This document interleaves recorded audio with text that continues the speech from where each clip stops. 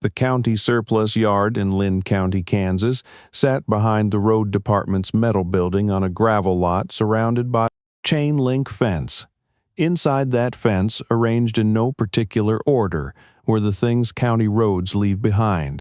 Busted barricades, road signs peppered with 22 holes, orange delineator posts snapped at the base, concrete chunks from old bridge abutments, and, near the back fence, stacked in a long, rusted pile like bones from some highway skeleton, 20 bent guardrails. They looked terrible. Long galvanized steel sections, 12.5 feet each, twisted at the ends where vehicles had hit them on county curves. White scrape marks from paint transfers, mud packed into the bolt holes, weeds growing through the W-beam corrugation. Dented flanges. One rail was bowed almost 15 degrees along its length. Another had a crumpled end that looked like a crushed beer can. If you're new here, we tell stories about the kind of rural knowledge that doesn't make the news but never stops being true. Marty Hobbs ran the surplus yard. He leaned against his county truck that Saturday morning in April 2001 and watched people pick through the smaller stuff. Reflectors, signposts, a couple of used culvert sections. The guardrails had been sitting there since fall. Nobody wanted them. They had come off crash repairs on County Road 1095, a replaced curve section near the Marais des Cygnes River Bridge, and a stretch of road south of Pleasanton where two separate wrecks had bent the rails beyond reuse. Marian Keller walked the length of the pile without saying anything. She was 63. Gray hair pulled back under a feed cap, canvas jacket, mud on her boots from morning chores. She ran 140 head of cattle on 320 acres at the end of a gravel lane 2 miles east of town. Her husband Gerald had died 4 years earlier. She and her daughter Ellie kept the operation going. Ray Holloway stood near the culvert sections with his hands in his coat pockets. He farmed 600 acres north of Marian's place. Good operator, big tractor, dump trailer. He watched Marian walk the guardrail pile a second time and shook his head. "Marian, what are you going to do with highway crash junk?" She didn't answer him. She crouched near the middle of the stack and looked at the bolt holes on one of the longer sections. She ran her thumb across the galvanized coating where it was still intact. She checked the curve of the bend, then stood up and walked to the next rail, checking the same things. Length, straightness in the midsection, coating, structural bends versus cosmetic dents.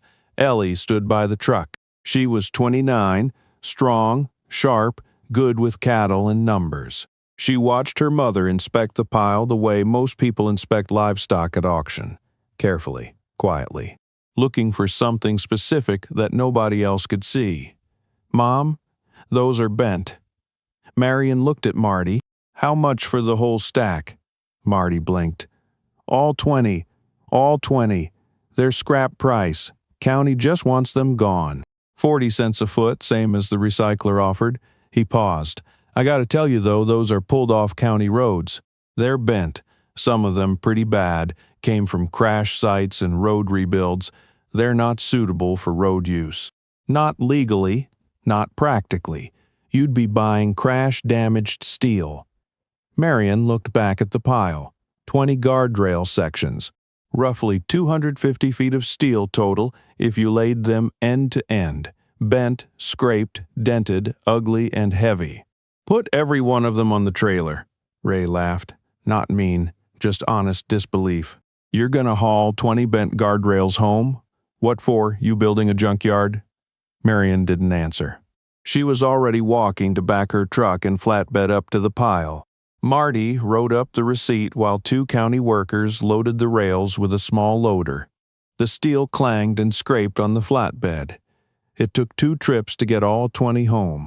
Ellie drove the second load and stacked them behind the machine shed where Marian pointed. Word moved through the area within a day. Marian Keller bought 20 bent guardrails from the county surplus yard. The kind of news that travels between mailboxes and feed stores in a place where everybody knows what everybody else hauls down. The road, the opinions came fast. Bent guardrails are dangerous. The county pulled them because they failed. You can't reinstall something that's already been hit. Hauling costs more than the scrap is worth. She's wasting money Gerald left her. If she needs road work, call the county. That's what taxes are for. If roads flood, the grader comes after it dries. It always does. Marian didn't respond to any of it. She sorted the rails behind the machine shed over 3 evenings after chores. She laid each one on the ground and walked its length. She separated them into groups. The ones bent only at the ends went into one row. The ones with long, straight midsections went into another. The ones too badly crushed to use went in a short pile near the fence. She checked bolt holes, galvanized coating, structural bends, usable length, and how each section might follow the curve of a ditch bank. She ended up with 14 usable sections and 6 for actual scrap. Ellie watched from the barn door one evening. "You want to tell me what we're doing with 14 bent guardrails?" "I want to show you something first," Marian said. "Tomorrow morning before we feed, the farm lane ran east from Marian's barn, crossed a low flat stretch beside a drainage ditch, then climbed slightly to meet the county gravel road. The total distance was about 3/4 of a mile. The low section along the ditch was roughly half a mile. That was the stretch Marian worried about every spring. And every spring, the worry proved reasonable. They walked it at 7 in the morning. Cool air, dew on the grass. The road surface looked solid enough down the center. Fresh gravel from last fall's county pass still showed on top. The crown was decent, shedding water to both sides the way a gravel road should. A truck could drive it without thinking twice. Marian stopped where the lane ran closest to the drainage ditch. The ditch was 4 feet deep here, cut into clay soil, running toward a culvert under the county road. She pointed at the edge of the lane on the ditch side. "Step right there." Ellie stepped onto the road shoulder near the ditch. Her boot pressed into gravel that looked firm. Then it gave, not much, maybe an inch. But the surface flexed in a way that solid road base should not. "Feel that?" Ellie stepped again. The same soft give, like standing on a sponge covered in pebbles. She knelt and pushed gravel aside with her hand. Underneath, the soil was dark and wet. Not mud exactly, but saturated. The road base beneath the gravel had been holding moisture from below, wicking up from the ditch bank. The crown shed water off the surface just fine, but underneath the shoulder, the base was already compromised. Marian pointed at the grass along the ditch edge. It was laid flat, pointing downstream. Old flood direction. She pointed at a fence post 20 feet away. A faint gray line stained the wood about 14 inches up. "That's where water sat last March for 2 days. She walked Ellie along the ditch side of the lane for 100 yards. Every 30 or 40 feet, the same signs appeared. Soft shoulder, gravel that had migrated downslope toward the ditch. Small scallops in the road edge where previous high water had pulled material away. One spot where the ditch bank had slumped and taken a 6-inch bite out of the driving surface. Another spot where the gravel looked perfectly fine on top, but Marian pushed a stick through the shoulder and it sank 8 inches before meeting anything solid. "The middle of a road can lie to you," Marian said. "The edge tells the truth." Ellie looked at the lane stretching ahead. From the center, it looked like a perfectly fine gravel road. A county grader had dressed it 6 months ago. Fresh rock on top. Nice crown, smooth enough for any truck. But from the ditch side, it looked like something being slowly eaten from below. The road base was leaving a handful at a time every time the ditch ran high, and fresh gravel on top hid all of it. Marian called Clay Barnes on a Tuesday. Clay was 71, retired equipment operator. Spent 30 years building farm ponds, clearing fence rows, and running a dozer for the county before his knees gave out. He still had a skid loader, a portable welder, and a post driver on a trailer. He also had opinions. "You want to put bent guardrails along your ditch?" He said it. The way someone might say, "You want to paint your barn purple." "I want to armor the road edge along that low stretch half a mile." Ditch side only, Clay drove out the next morning and walked the lane with her. He saw the same thing she had shown Ellie. Soft shoulders, gravel migration, old scallop cuts, saturated base material. He poked a piece of rebar into the road edge at one point, and it slid in 14 inches before hitting anything firm. "That's not road base," he said. "That's pudding with gravel on top." "That's what I'm trying to fix," Marian said. They spent a day planning the layout. Marian did not want a highway guardrail installation. She did not want the rails mounted high on posts the way they sit along a curve on a state road. She wanted them low, set along the ditch side edge of the lane, partially buried, backed by driven steel posts with rock packed against them. Edge armor. Something to hold the road shoulder in place when water pushed against it from the ditch. Something to keep the base material from peeling into the current one storm at a time. Clay understood the concept once he saw the placement she wanted. The guardrail sections would sit with their bottom edge near the ditch bank line, posts driven behind them into the road base, creek rock and gravel packed on the roadside. Water coming up from the ditch would hit the steel instead of bare gravel and exposed clay. Water running along the surface would drain through gaps between sections instead of pulling the road edge apart. "It won't stop a real flood," Clay said. "I'm not trying to hold back the flood," Marian said. "I'm trying to keep it from carrying the road away." They started on a Wednesday. Clay drove posts with the hydraulic driver mounted on his skid loader. 6-foot steel posts, pounded 3.5 feet into the ground, spaced 8 feet apart along the ditch side edge. Marian and Ellie positioned the guardrail sections against the posts, concave side facing the ditch. Clay welded attachment brackets where needed. Where the rails were bent at the ends, they trimmed the damaged portion or overlapped it behind the next section. They left gaps every 40 feet or so. Not everything sealed tight. Marian insisted on that. The water needed somewhere to go. Block it completely, and it would find another way, probably underneath, which was the whole problem in the first place. The gaps let ditch water drain back when it rose, but the steel sections kept the road edge from being pulled apart by current.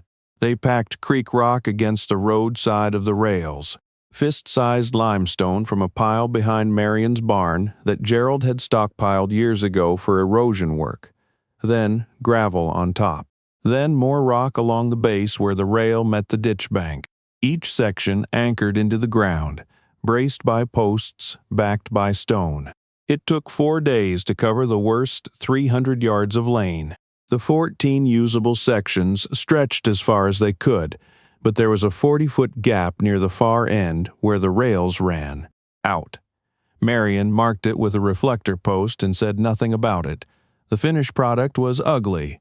Bent galvanized steel running along the ditch edge of a gravel farm road, backed by rough posts, lined with creek rock. It looked like someone had welded a junkyard to the side of a path. Ellie stood at the end of the lane when they finished and looked back. "It works if it works. But right now it just looks like we bolted crash wreckage to our driveway." Marian was already walking the line again, checking post depth and rock placement. She was not looking at the road surface. She was looking at the edge. April turned wet. The forecast for the last week of the month called for 3 to 5 inches of rain over 4 days. The Marais des Cygnes watershed was already saturated from a wet March. Ditches across the county were running half full before the first new drop fell. Road shoulders on every gravel road in the area were soft, holding moisture from 6 weeks of on and off rain that never let the ground fully dry. Marian had a sick calf in the barn. Born 3 weeks early, underweight, struggling with scours. The vet, Dr. Paulson from the clinic in Pleasanton, was monitoring it every other day. If the calf worsened, he would need to reach the farm with IV supplies and possibly a plasma transfusion kit. That meant a truck on the lane. No access meant no vet. No vet could mean a dead calf. Feed delivery was due that week, too. 16 tons of range cubes on a straight truck from the co-op. That driver would not come down a road he did not trust. He had been doing this long enough to know what a bad shoulder looked like under a loaded axle. Ray Holloway saw the forecast and shrugged. County'll grade after it dries. Always does. His lane ran a quarter-mile to the same county road, but his ditch was on the uphill side and he had never lost more than a few inches of shoulder in any single storm. He did not think about road edges. Most people did not. They thought about the road surface, the center, the part the tires touched. The edge was just where the gravel stopped and the grass started. It did not seem important until it was gone. Marian walked her lane twice that week before the rain started. She checked every post, every rail section, every rock placement. She cleared leaves from the drainage gaps. She checked the 40-foot unprotected section and saw that the shoulder there was already softer than the guarded stretches. The ditch bank was damp and beginning to lean. She put a wooden stake at the road edge and marked the distance to the gravel with a piece of flagging tape. If the edge moved, she would know exactly how much the rain started on a Thursday night. Light at first, a steady drizzle that tapped the metal roof of the machine shed. By Friday morning, an inch had fallen, and the ditch along the lane was running steady. Not high, just enough to keep the water moving. The road surface was damp but firm in the center. The shoulders were dark with moisture. By Friday afternoon, 2 inches had fallen, and the ditches were full bank to bank. The drainage ditch along Marian's lane was running brown water at a walking pace toward the culvert under the county road. Marian stood at her kitchen window and watched the ditch. She was not watching the water level. She was watching the edge where the water met her lane. Ellie came back from checking cattle Friday evening and drove the lane in the farm truck. Halfway down the low stretch, she felt the truck pull slightly toward the ditch side. Not much, just a drift, like the road was tilting. She corrected and kept going, but mentioned it at supper. Truck wanted to walk toward the ditch on that middle stretch. Marian set down her fork. The road crown pushes water off, but when the shoulder softens, the edge drops and the surface tilts. You feel it in the steering before you see it. Don't trust the center. The center's the last thing to go. Saturday morning the rain paused for a few hours. Marian and Ellie walked the lane in boots. The road surface was soft but intact down the middle. Along the guarded stretch, ditch water had risen to the base of the guardrails and pressed against them through the night. Creek rock was still in place. The steel had caught leaves and small sticks, but water was passing through the gaps between sections exactly as designed.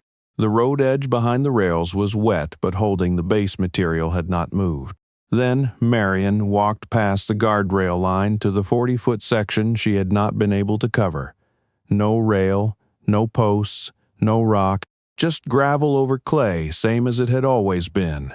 The flagging tape she had tied to the stake was now 6 inches closer to the center of the road than when she had placed it. Overnight, the ditch water had pulled a crescent-shaped bite out of the road edge about 8 feet long and 10 inches deep.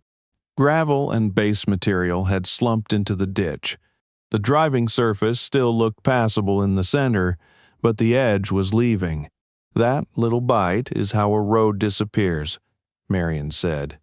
One night, moderate water, not even a real flood yet, and the edge is already going where there's nothing to hold it.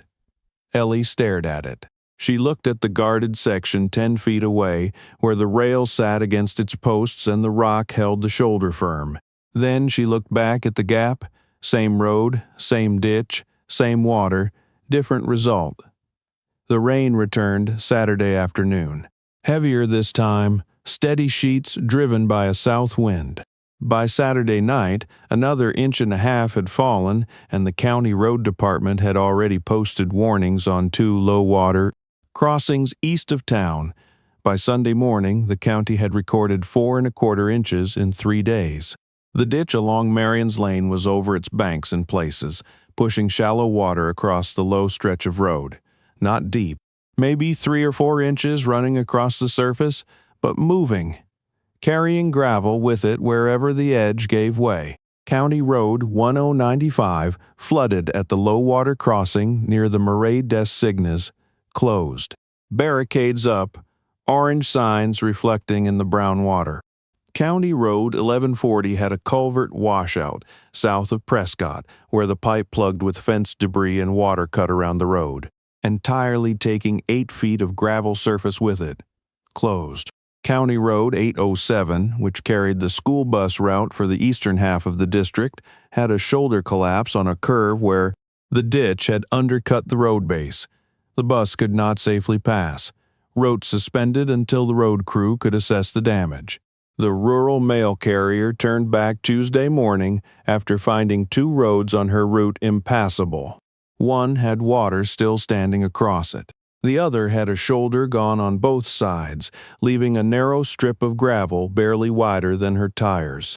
2 gravel lanes on the east side of the watershed lost their shoulders completely, where ditch water had undercut them overnight.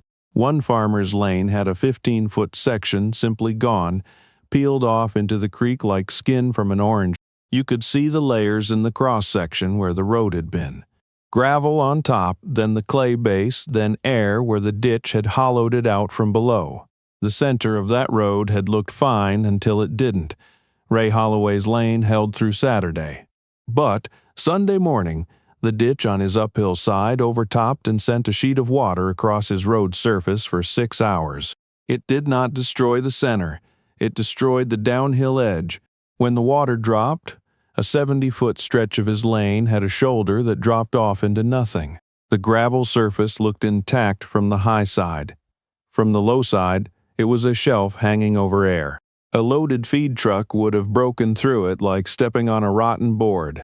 Monday morning, Marty Hobbs stood in the county road shop and looked at the list on the whiteboard. 7 calls for road damage. 2 washed-out culverts, 3 shoulder failures on county roads. The bus route. 2 lane approaches that needed gravel and grading before they were safe.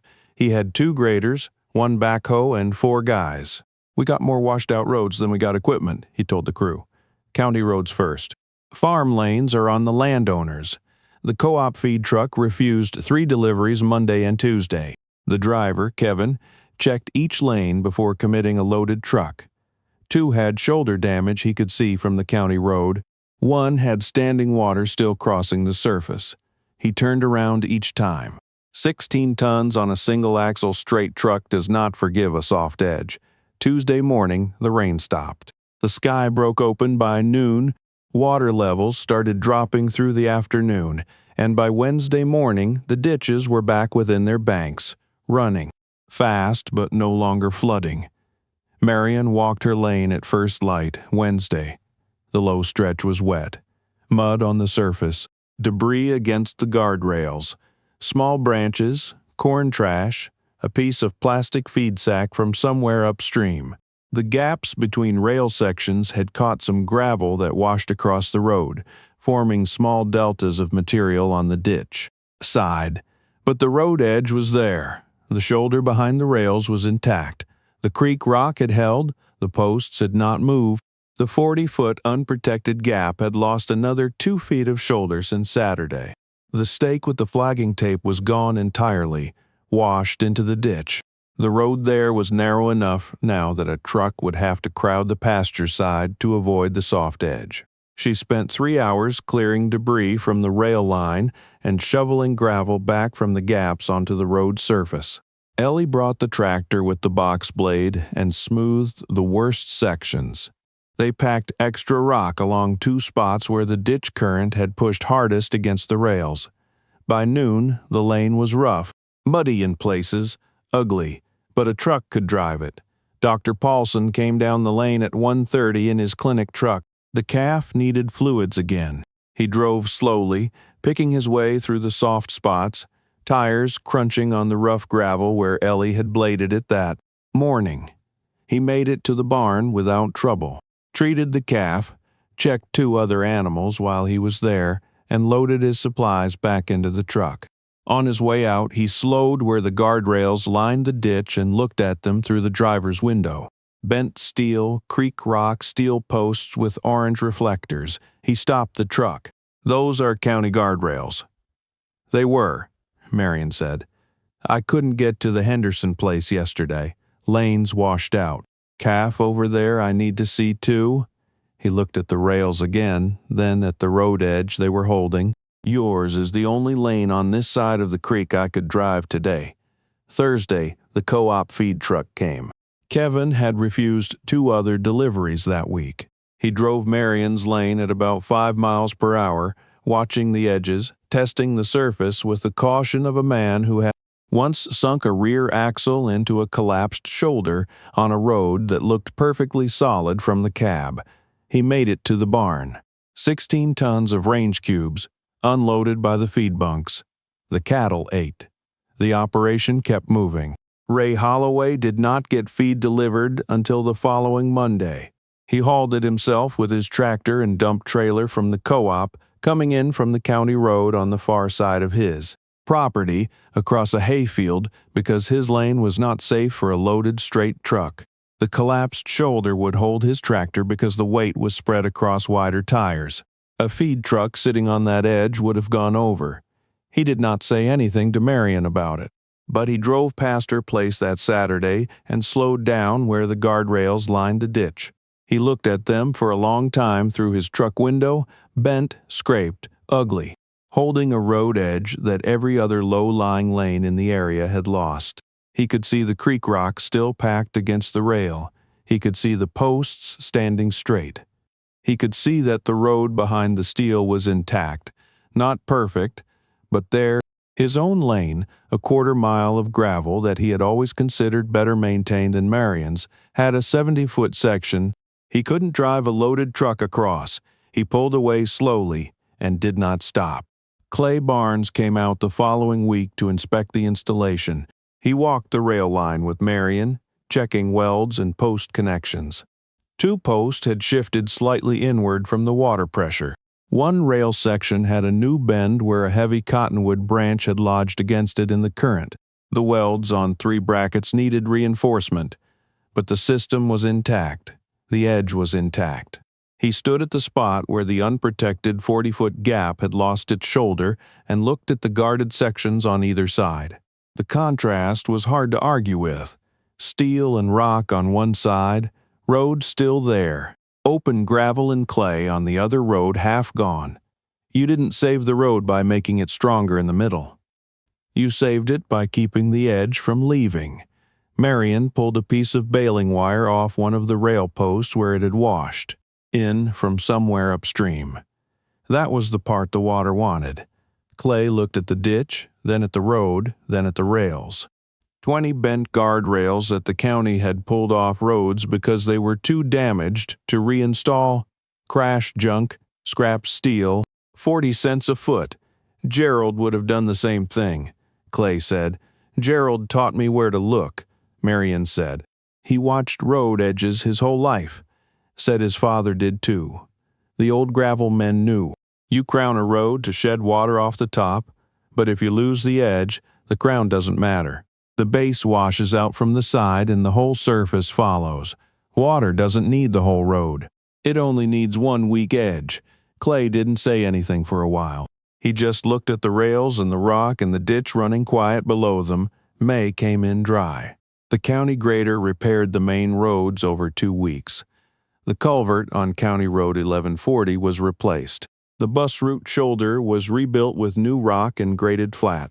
Farmers fixed their own lanes with borrowed equipment and fresh gravel. Ray hired a dozer to rebuild his shoulder and had 12 loads of rock hauled in to stabilize the ditch side. He did not use guardrails, but he put rock where Marian had put steel, same principle, same weak point. Different solution, learned the hard way. Ellie ordered 4 more guardrail sections from a salvage yard in Fort Scott. Not county surplus this time. Just used highway rail straight sections to cover the 40-foot gap that had proven Marian's point better than any argument could. She and Clay installed them on a Saturday in early May. Posts driven, rock packed, gaps left for drainage. Marian watched from the truck. She did not say anything about Ellie buying the rails she did not need to. The purchase said everything. The lane still looked rough. Bent steel along a gravel farm road, creek rock piled against it, posts sticking up with orange reflectors Ellie had bolted on. Not county approved, not something you would find in any road maintenance manual. But when the next forecast came in mid-May, 3 inches possible over 2 days, Ellie did something she had never done before, the guardrails. She walked the ditch side rail line before she checked the road surface. She looked at posts, rock placement, gaps, debris. She pulled a clump of dead grass from one of the drainage openings. She checked the edge first. Marian was in the barn when Ellie came back. Rails look good, rocks holding. One gap near the west end has some silt buildup I'll clean out after chores. Marian nodded and went back to the calf pen. The calf that had been sick was standing now, nursing on its own, gaining weight. The vet would not need to come back for it. But if he did, the lane was ready. Outside, the sky was darkening from the west. Another spring storm building over the Kansas plain. The ditch was dry for now. The road looked fine from the center. It always did. But along the edge, 14 bent guardrails and 4 straight ones held their line. Steel that other people had thrown away, protecting a road that other people had ignored, bought by a woman who understood that. The part nobody watches is the part that fails first. The rain started around 4. Marian did not go to the window. She already knew where the water would go, and she already knew what would be there when it arrived. Subscribe for more rural stories about forgotten farm wisdom that still works when it matters.